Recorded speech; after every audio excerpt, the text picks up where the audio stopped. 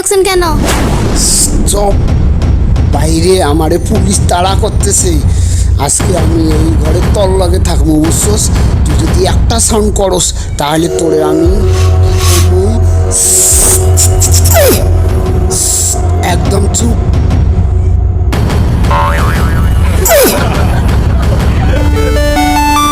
আজকে মনে হয় একটা শক্তিশালী মক্কেল পেয়েছি। খেলা আজকে ভালো জমবে মনে হচ্ছে। এই শোনেন, আমার ঘরে শুধু একটাই খাট, শুইতে হলে দুজনকে এক খাটে শুইতে হবে। এই যে শোনেন, এখানে শুইতে গেলে কিন্তু একটা শর্ত আছে। কি শর্ত বলো? আমি ওইদিকে শুবো, আপনি এইদিকে শুবেন, মাঝখানে কিন্তু বালিশ থাকবে। ওকে, ভেরি ফাইন, আমি রাজি। এভাবে ঢেপ ঢেপ করে তাকিয়ে লাভ নেই, শুয়ে পড়ুন। সুন্দরী গো, আজকে তোমার সাথে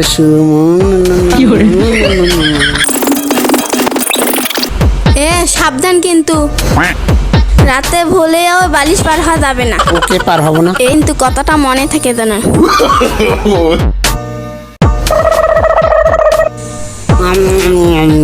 সুন্দরী গো, দুই শালা বলদা হয়ে বলদা আমার দিকে একটু ফিরিয়ে তাকায় না। ওরে বলদা হয়ে বলদা, তুমি একদম বিভোর হয়ে গেলি। দূর বলদের হয়ে বলদ। আমার তো কিছু ভালো লাগতেছে না, এই বলদের হয়ে বলদ ঘুমে ব্যস্ত। দেখি একটু সুসুরি দেই।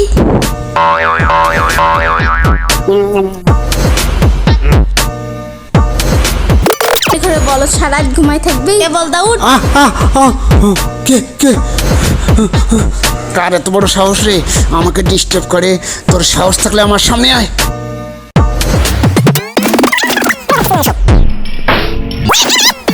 তুই কি মরছস না পয়সা আসস? ছাড়া ও মা গো, মরে গেলাম গো।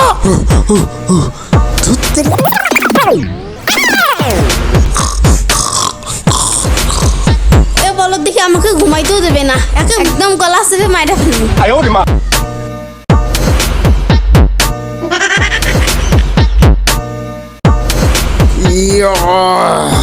আল্লাহ, বড় হয়ে গেছে উঠে পড়ি। এই ভাবি, এই উঠেন উঠেন উঠেন, সকাল হয়ে গেছে। আরে সূর্য উঠে গেছে, উঠেন উঠেন, আরে উঠেন। আপনাকে অনেক অনেক ধন্যবাদ ভাবি, আমাকে সাহায্য করার জন্য। আপনার কথা আমি কোনোদিন ভুলবো না। ভালো থাকেন, চলি, আসসালামু আলাইকুম। এতে দাঁড়ান, আপনি তো অনেক বড় গুন্ডা, কিভাবে গুন্ডামি করেন একটু বলেন তো শুনি। আমি কাটাকাটি, মারামারি, কোপাকুপি, একবারে যা মানে দুনিয়ার অপকর্ম সব কাজই করি। এমন কোনো অন্যায় কাজ নেই যে আমি করি না। আপনি আর কি কি করতে পারেন?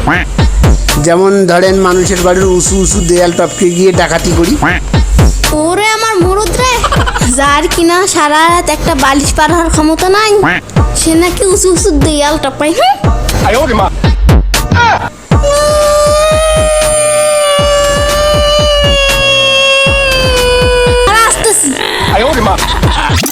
আমার ঘর থেকে বাড়া বলো দেখে কোনোদিন আমার ঘরের দিকে তাকাবি না। বলো দেখে